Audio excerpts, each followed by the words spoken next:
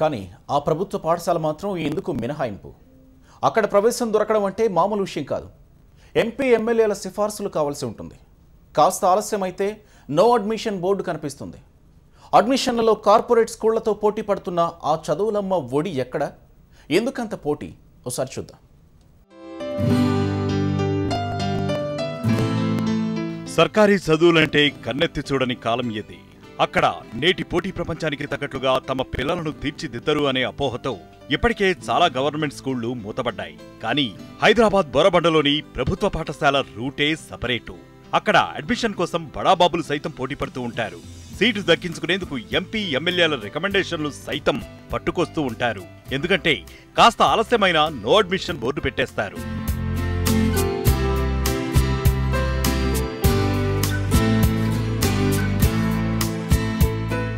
ఇదే మనం చెప్పుకుంటున్న బోరబండ ఫేజ్ 3లోని నాట్కో ప్రభుత్వ ఉన్నత పాఠశాల.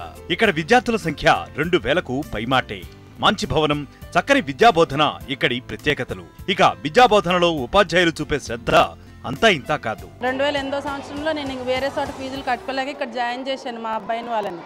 అప్పటి నుంచి మా పిల్లల మెరిట్ బాగా వస్తూ ఉంది. నేను జాయిన్ చేయడం కాకుండా మా చుట్టుపక్కల వాళ్ళకు కూడా చెప్పినాను, ఈ జీపీఎస్ ప్రభాత్ స్కూల్ చాలా బాగుంది, మంచిగా ఇంగ్లీష్ మీడియం తెలుగు మీడియం ఉంది, బాగా చెప్తున్నారు, మీరు కూడా జాయిన్ చేయండి అని చెప్పాను. మా చుట్టుపక్కల వాళ్ళు ఇంకా నన్ను అడిగి మొత్తం మా సరౌండింగ్ వాళ్ళందరినీ నేను ఇక్కడ జాయిన్ చేయించాను.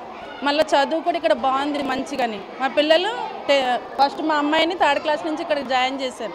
3rd నుంచి మెరిట్ వస్తూనే ఉన్నారు. మా ఇద్దరు అబ్బాయిలు కూడా మంచిగా మెరిట్ వచ్చారు, అన్నిట్లో బాగా చదువుకున్నారు. ఇప్పుడు కానిస్టేబుల్గా, ఇద్దరు పోలీసుగా ఇద్దరు సెలెక్ట్ అయ్యి మంచిగా సెటిల్ అయ్యి ఉన్నారు.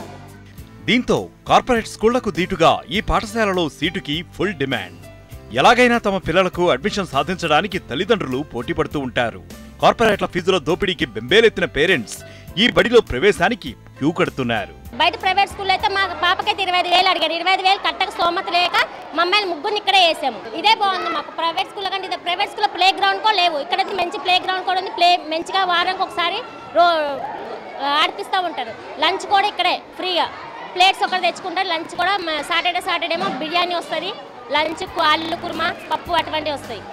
ప్రైవేట్ పాఠశాలల మాదిరిగానే ప్రత్యేక తరగతులు నిర్వహించడం ఈ స్కూల్ ప్రత్యేకత. సాయంత్రం స్టడీ అవర్స్ నిర్వహిస్తూ మంచి ఫలితాలు సాధిస్తున్నారు. చదువొక్కటే కాదు, ఆటాపాట సాంస్కృతిక కార్యక్రమాలు నిర్వహిస్తూ విద్యార్థుల ప్రతిభను వెలికితీస్తున్నారు. టీచర్స్ ఇచ్చే ఎక్స్పీరియన్స్ వల్ల మేము ఇంకా బాగా చదివి ఈ స్కూల్ పేరు బాగా నిలబెడతాము. ఈ స్కూల్లో చాలా బాగా చెప్తారు. చాలామంది ప్రైవేట్ స్కూళ్ళలో జాయిన్ అవుతున్నారు, కానీ అక్కడికంటే ఇక్కడే బాగా చెప్తారు. రోజు లంచ్ పెడతారు, స్కూల్ డ్రెస్ వాళ్ళే ఇస్తారు, టెక్స్ట్ బుక్స్ వాళ్ళే ఇస్తారు. చాలా అంటే చాలా బాగా చూసుకుంటారు. 10th క్లాస్ చదువుతున్నాను. ఇక్కడ అన్ని సౌకర్యాలు మంచిగా ఉంటాయి. ఇక్కడ ఫుడ్ బాగుంటుంది, బుక్స్ కూడా ఫ్రీ ఇస్తారు, డ్రెస్సెస్ ఫ్రీ ఇస్తారు.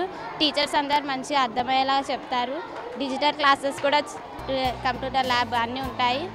పాఠశాలలో విద్యార్థుల సంఖ్య ఎక్కువగా ఉండటంతో తెలుగు మాధ్యమ విద్యార్థులకు ఉదయం, ఇంగ్లీష్ మీడియం స్టూడెంట్స్ కు మధ్యాహ్నం తరగతులు నిర్వహిస్తున్నారు.